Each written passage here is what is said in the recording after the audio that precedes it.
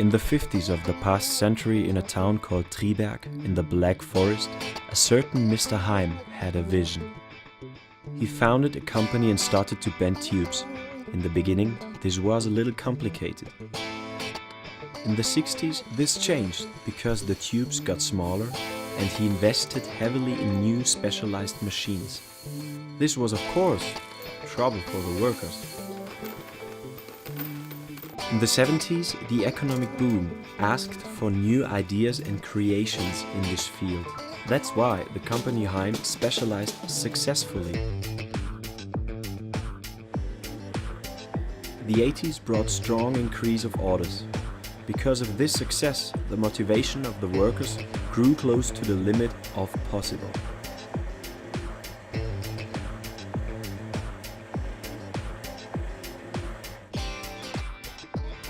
With the 90s came the time of electronics and automation.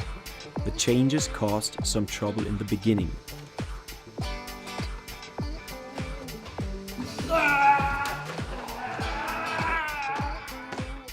The millennium started a new dimension in product identification, which also was supported by the management.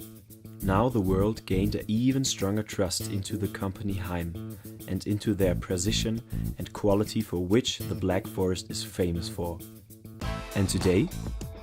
Rome, 8 o'clock, 20 degrees, sun, and the tube fits.